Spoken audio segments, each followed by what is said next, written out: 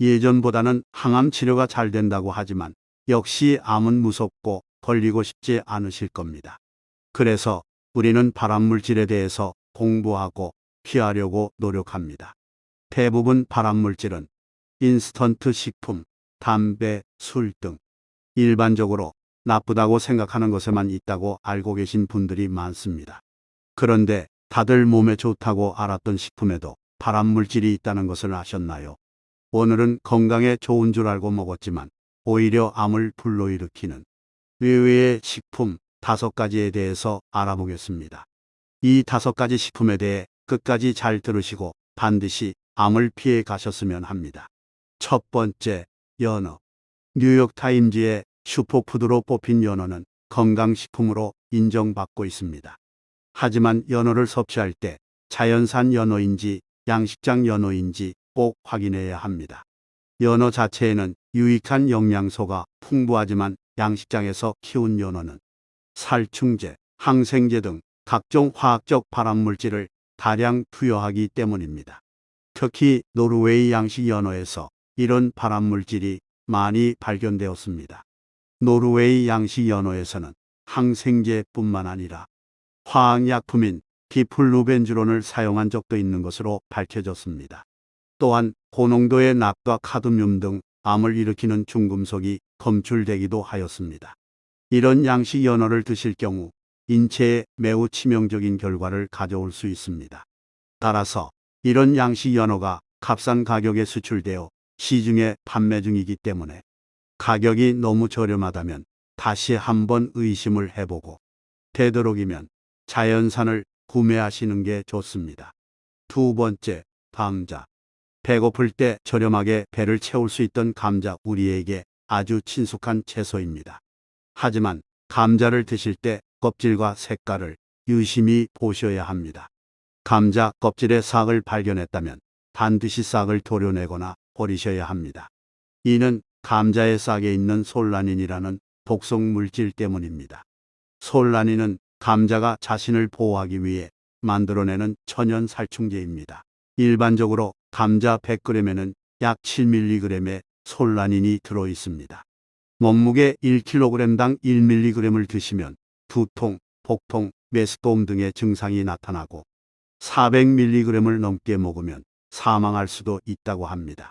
특히 솔라닌은 암을 걸리게 할 가능성이 있으니 언제나 주의하셔야 합니다. 또한 초록색으로 변한 감자는 먹어도 된다고 여기는 사람이 많습니다. 초록색 감자 역시 솔라닌 함량이 높아졌다는 뜻이므로 드시면 안 됩니다. 그리고 솔라닌은 감자의 싹뿐만 아니라 감자의 껍질에도 함유되어 있습니다. 많은 양이 함유되어 있지는 않지만 껍질째 감자를 조리할 경우 솔라닌의 일부가 감자에 스며들기 때문에 가능한 껍질을 벗기고 조리하는 것이 좋습니다. 이 솔라닌은 수용성이 아니기 때문에 물에 제거되지도 않고 섭씨 285도에서 분해되기 때문에 삶아도 소용없습니다. 세 번째, 샐러리. 파릇파릇한 초록색으로 신선하고 보기만 해도 건강해지는 느낌이 드는 샐러리. 마요네즈를 살짝 올려 먹으면 풍미를 더해서 좋아하시는 분들이 많습니다. 하지만 이 건강한 초록풀에도 발암물질이 있다는 것은 대부분 모르셨을 겁니다. 조금 전에 감자에서 나왔던 발암물질 바로 솔라닌입니다.